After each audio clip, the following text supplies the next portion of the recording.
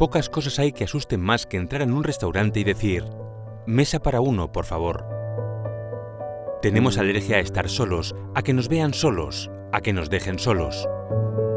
Sin embargo, la soledad está a la orden del día. Madres solas, jóvenes solos, apartamentos de una sola habitación, viajes para uno solo, alimentos monodosis. En las redes sociales abundan las confesiones de jóvenes que admiten una realidad dramática. No tengo amigos. I can't really say that I have any friends. The girl with no friends. I have no friends. Los titulares informan de ancianos, personas sin hogar o migrantes que han fallecido solos. Y las estadísticas son claras y hablan de una epidemia de soledad.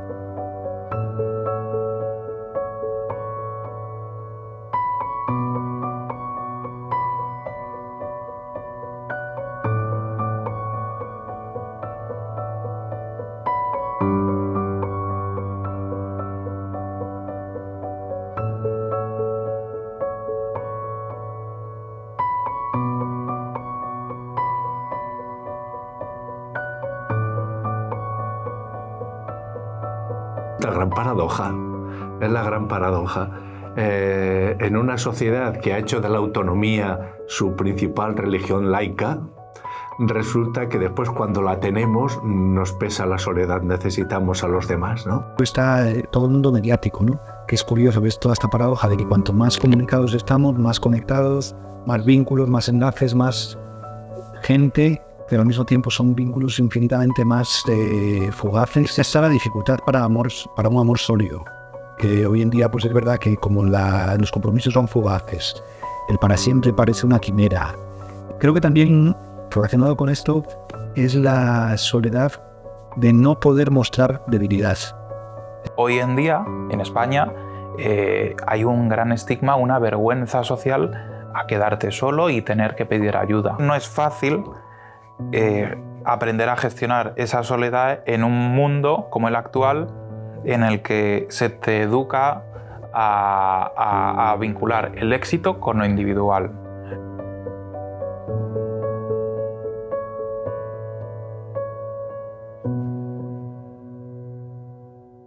En una sociedad tecnologizada que pone la productividad en el centro y que ha relegado los cuidados a un segundo plano, los primeros en sufrir la soledad no deseada y sus consecuencias son las personas mayores. Tú puedes ser una persona con unas habilidades sociales tremendas, que has tenido siempre una red de amigos muy amplia, que no has parado por casa, siempre muy activa, pero también te puede sobrevenir esa soledad. Pongamos un ejemplo, un día vas por la calle, te caes, te rompes la cadera y claro, no es lo mismo recuperarte de un accidente así a los 30 que a los 90 años. Teniendo en cuenta también un contexto en el que, claro, cuando vas cumpliendo más años, te van faltando más personas en tu vida y te vas quedando más solo. Fíjate, se llega al punto en el que a día de hoy el valor de una persona lo define su capacidad de producir. En productividad, en dígitos, así que, claro, tú te jubilas y ya no vales nada. Bueno, pues todo eso al final va alimentando nuestro imaginario colectivo y sin querer, inconscientemente, rechazamos de nuestra vida, excluimos de nuestra vida todo lo que tenga que ver con la vejez y, por tanto, a las personas mayores que ya, por los factores que hablábamos, están muy solas. Cada vez más vamos a vivir más años, que está fenomenal, pero también más solos, en un mundo en el que además vamos a requerir más cuidados y en un mundo cada vez más individualista, más impersonal, con unos ritmos de vida muy frenéticos y cada vez más apiñados en grandes urbes que solo hacen distanciarnos. Estas dinámicas de rechazo de la dependencia afectan también a los discapacitados y a los enfermos, que tienen más riesgo de sufrir soledad no deseada. El fenómeno se agrava cuando hablamos de la infancia con enfermedades raras. Hola, buenos días. Soy Marimar Falquina. Soy mamá de un niño de La Laguna que se llama César. Tiene 20 añitos. Me llamo Víctor y soy el padre de César. El tabú de la enfermedad en los niños y el aislamiento que experimentan las familias de un paciente con un trastorno poco conocido acentúan el sentimiento de soledad. Imaginaos unos padres que tienen un bebé, ese momento, ¿no?, de felicidad y de repente algo no va bien, ¿no? Normalmente casi todos son de nacimiento. Entonces empiezan un periplo impresionante dentro de la sanidad, que gracias a Dios la sanidad madrileña es muy buena, pero para poner nombre y apellidos a esa enfermedad que ven que algo no va bien, pero es difícil de diagnosticar. Con lo cual ya empiezan de un sitio a otro, van solos. Ahí hemos estado los dos solos, ¿sabe? En el hospital día tras día tras día, por la mañana y por la tarde, por la mañana y por la tarde. Más la de la UCI nos decían, es que sois encantadores, es que vaya padres que estáis por la mañana y por la tarde con él, digo, y tenemos otros dos, digo, pero es que esto lo hemos vivido y mis hijos lo han vivido. Me tiraba los 3 meses de verano en casa con él, porque él no tenía colegio, no podía ir al colegio ni nada. Se sienten muchas veces desprotegidos, asustados, solos, son enfermedades que a veces son uno entre millón, ¿no? A lo mejor son 4 diagnosticados en toda España, no tienen ese apoyo, ese recurso. Estos niños a lo mejor son 3 en Madrid, ¿no? Entonces están muy solos, muy despistados. A veces vienen a dejar a los niños y se juntan 2 o 3 madres, padres o cuidadores que aquí, pues ese ratito que tienen, pues se descargan, se dan consejos, se apoyan. Son situaciones muy dramáticas, tanto las de los ancianos que pasan su vejez solos como las de algunos enfermos. Pero la soledad no solo les afecta a ellos. ¿Cómo explicar la que padecen tantos jóvenes? Nativos digitales, gozan de buena salud, están preparados para el mundo online y aún así las cifras de soledad en este grupo no hacen más que crecer año tras año. La perplejidad, porque nuestras vidas tienen muy poco que ver con las imágenes que continuamente está presentando la sociedad sobre sí misma. Si tú pones la televisión y estamos en un paraíso de jóvenes alegres, dicharacheros, sonrientes, que se lo pasan muy bien, y tú te miras al espejo y dices, ¿y dónde está, no? ¿Dónde está esa parte que a mí me corresponde? Yo creo que la soledad de los jóvenes hoy en día, sobre todo, está como... Bueno, es un tema que yo, hablándolo mucho con mis amigas y demás, veo que está muy a la orden del día porque creo que tenemos tantas cosas y vivimos tan de cara al mundo y a la superficialidad que todo eso genera un vacío. Entonces sí que veo que mucha gente vive muy constantemente buscando saciarse de cosas que no llenan. Entonces eso al final te genera muchísima soledad en el corazón. Es inevitable que hablando de soledad contemporánea uno no señale inmediatamente a las redes sociales como las grandes responsables, pero hay escépticos.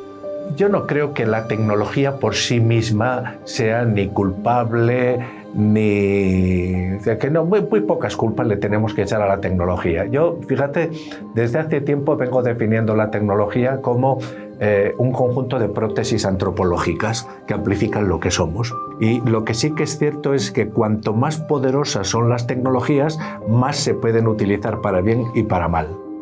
Pero si es cierta mi hipótesis de que las tecnologías amplifican lo que somos, lo que importa es lo que somos, no lo que las tecnologías hacen con nosotros.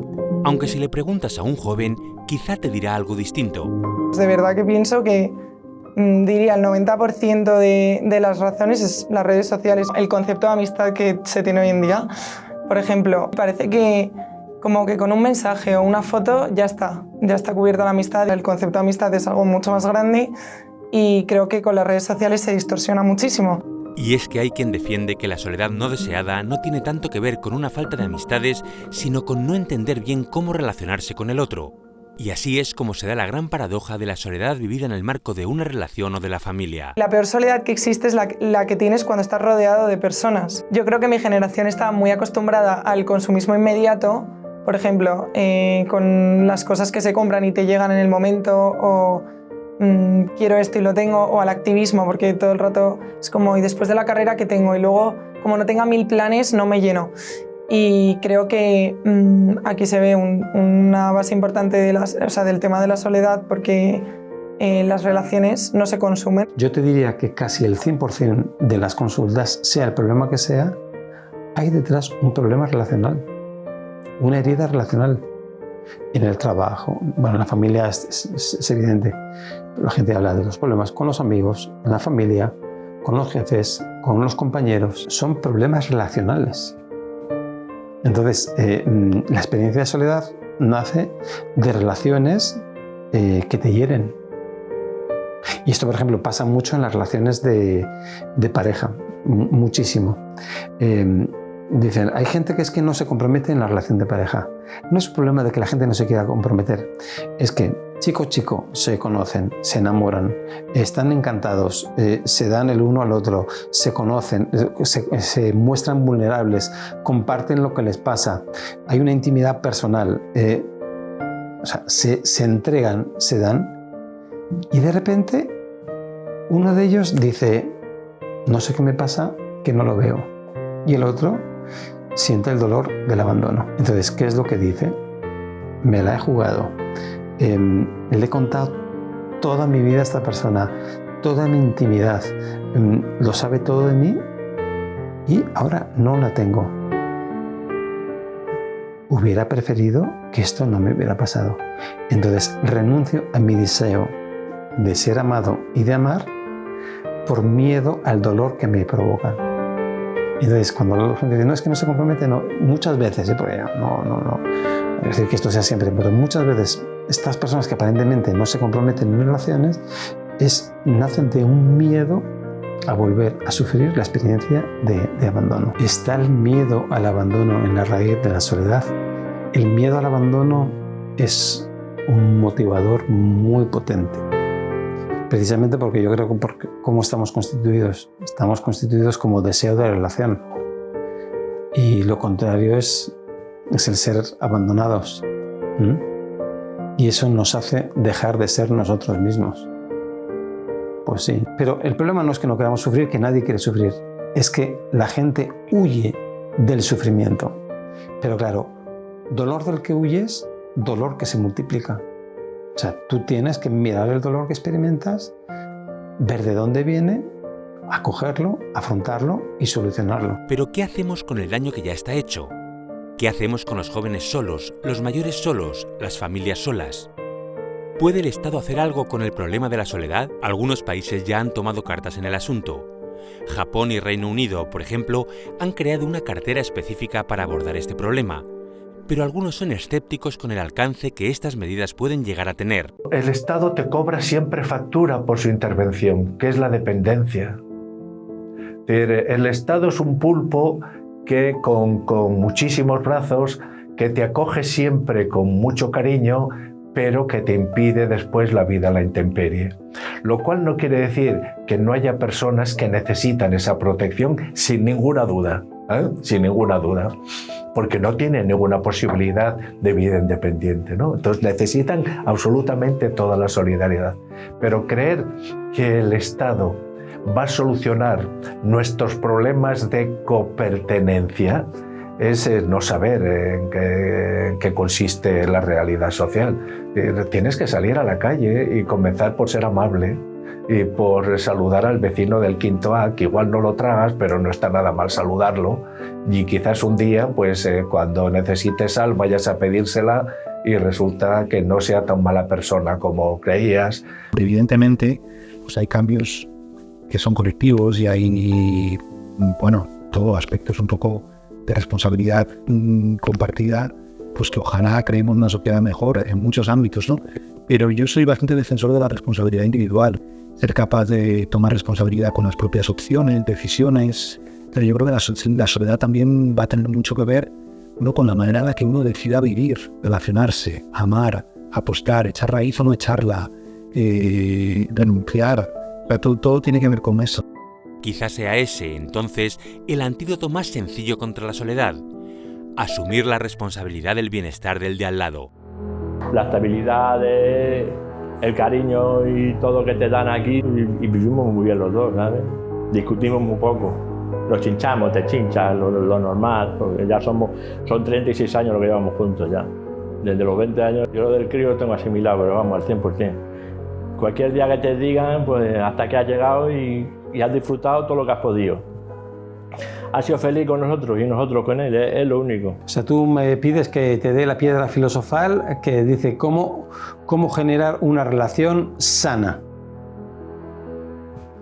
Yo lo que me llama la atención es que la gente no es libre de ser ella misma.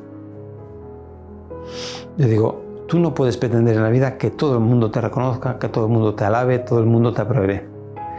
Es decir, tu tarea es ser tú mismo con tus límites, con tus virtudes. Tienes que aceptar tus limitaciones, porque para mí lo que yo llamo la copertenencia, el saber que perteneces a alguien y que ese alguien en cierta manera te pertenece a ti. Obviamente vives en una sociedad que tú no has creado.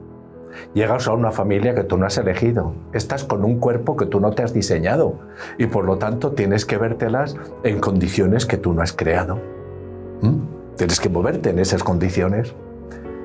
Pero quizás la felicidad consista en convertir todo eso en virtud.